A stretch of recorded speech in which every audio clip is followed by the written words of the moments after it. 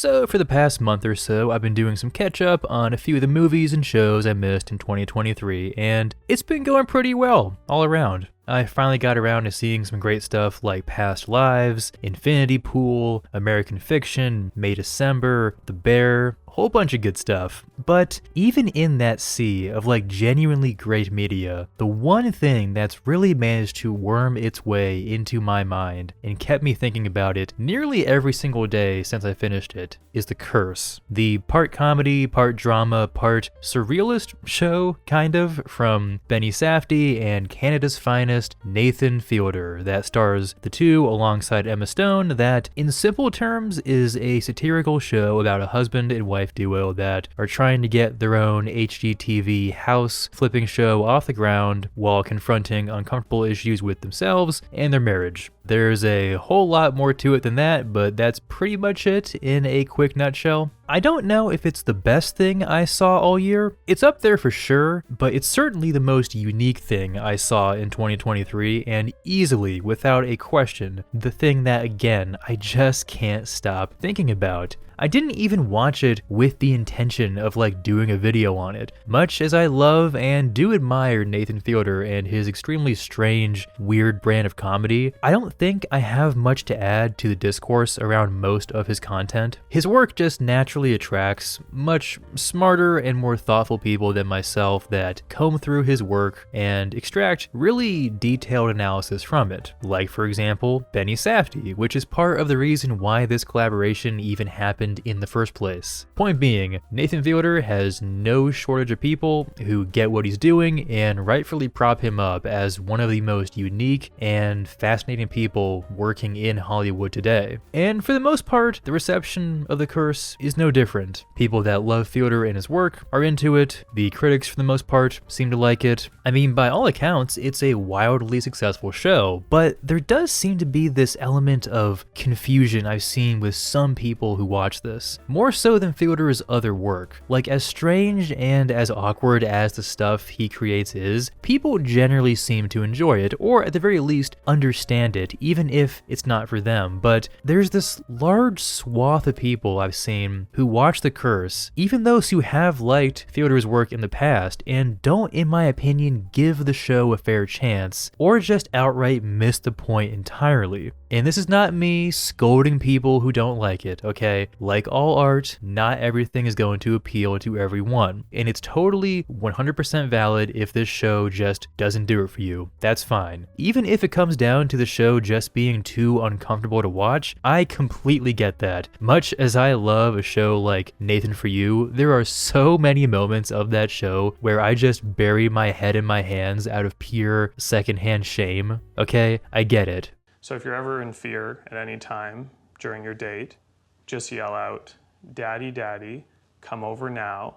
save my life, you made a vow." But what I do want to do in this video is try and sell you on The Curse, because I really do think this is something that you should not miss. By the way, I'm gonna do this totally spoiler-free, aside from some light stuff here and there, like I'll describe some characters and stuff, but no major plot details. I think it's best to go in as blind as possible, like I did, because it is genuinely one of the best things I've seen on TV in years, which is saying a lot because, oh boy, I have seen some bizarre experimental stuff out there, like Halo and Velma, okay? I've been in the trenches, boys. I've seen it all, and with my refined expert opinion, I deem The Curse to be objectively good. And that's all you should need to hear, but because I do love hearing myself talk, I'll keep on going until I get lazy and stop having things to write. Alright? That's how invested I am in this show, okay? It's that good. But just how good though? Well, I've already given you the quick elevator pitch on the basic premise of it all, but that doesn't even kind of describe how unique and weird it actually is. And I guess to be fair to those people who are not a fan of this show, it is a thing that makes it not quite as accessible as a thing like The Rehearsal or Nathan For You, or even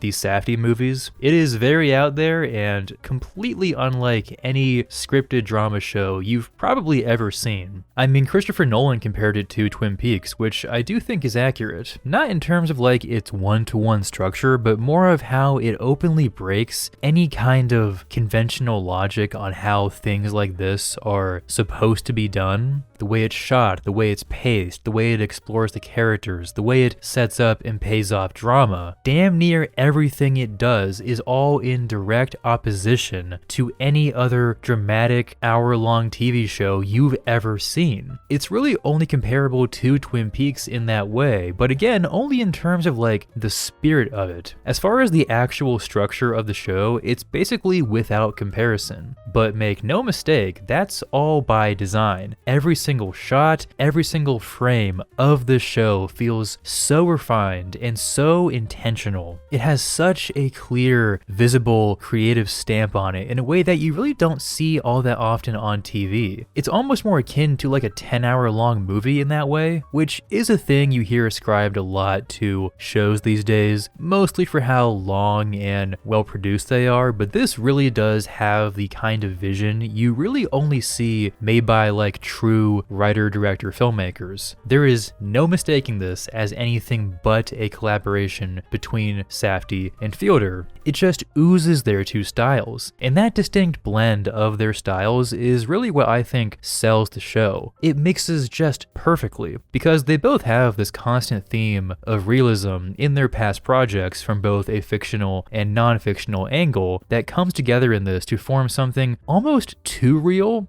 in a way that I think turns a lot of people off, and where the quote-unquote cringe factor comes from, which is the first thing I want to address about this show that I think is a bit unfair and I think is somewhat misunderstood. Like, I've seen a lot of people say or complain even that the show is intentionally trying to make the audience uncomfortable or make people cringe, and I don't think that's true. Yes, you will almost certainly be uncomfortable or cringe many times during a viewing of every single episode of this show. I know I did, but it's not like that's the express goal of Safdie and Fielder. It's more of a natural byproduct of what the show is about, more so than anything being done for like cheap shock value or for the sake of being cringy. Because again, the show takes this theme of realism about as far as you can possibly take it without just outright filming real life. It really does give you this feeling that makes you question if it's actually a scripted show at times. The way it's shot, for example, is made to feel like you are intruding on the characters or like watching something you shouldn't be watching. The camera is often placed outside a window or like really far away from the characters or like around a corner, even sometimes in places where you can't always see everyone in the frame. It's this extreme contrast to the scenes we see of their show where everything is shot in 4K and looks clean and normal and has like standard cuts and pacing as you would expect to see in any of those shows in real life to have. But most of the actual show is us observing the characters in the areas of their life they don't want shown, so it just naturally makes you feel a bit off and a bit uncomfortable, even if the characters aren't being like cringy in a scene. There's this constant eerie tone that runs through every single scene that is only made possible by where the camera is placed and also the music. If you ever wanted a quick like crash course on what tone is and how important it is and how a piece of media comes off, this is it, baby, because you could take this exact script and these exact actors giving the same exact performances and forget just the cinematography. If you change just like the music or like a sting here and there, every scene would come off wildly different. You could easily re-edit this entire show into just a straight ahead 30-minute comedy by just tweaking a few things here and there. But again, that's why I say it feels so precise and intentional. Every single aspect of the production feeds into that consistent, fully realized theme of realism. That's why the show can be very cringe-inducing at times. It's showing you this long, uncut version of these characters' lives without giving you the release you usually get when you watch other shows, where a regular show would cut to move along the pace, The Curse holds on characters much longer than you would expect. That not only results in us,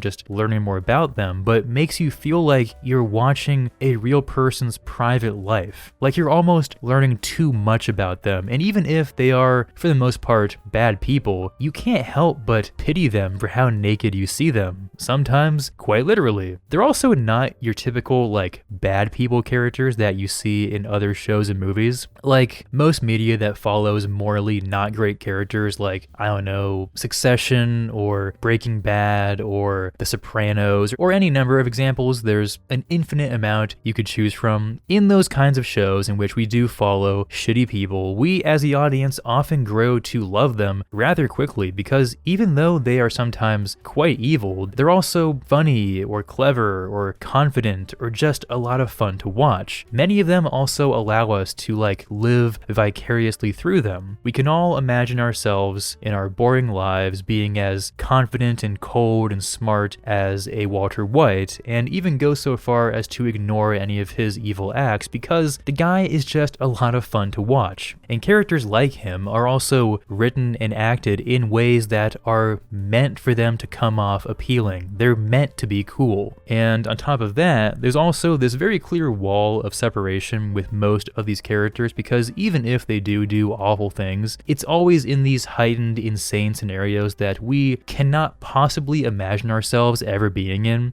You fundamentally cannot relate to the struggles of being a drug kingpin or the kids of a ruthless CEO. I guess some people can, but you get the point. But in The Curse, again, going back to that theme of realism, the three main characters that we follow, yes, are not great people, but unlike a Tony Soprano or a Walter White, they're bad people that are in no way awesome or fun or cool or admirable in any way. They are realistic bad people that we meet in our everyday lives. Bad isn't even the best word for it, more of the type of people who just kind of fucking suck to be around and you generally try to avoid. The kind of person you turn and walk the other way when you see them in the grocery store. And worst of all, they embody traits that you desperately don't want to see in yourself. You relate to them in the worst ways possible. They're basically these avatars for all the moments in your life you wish you could take back where you were mean or fake or pathetic or just said something stupid. That's where the real cringe comes from. It's you experiencing the secondhand shame of watching these kind of shitty people live out your worst nightmares as a person.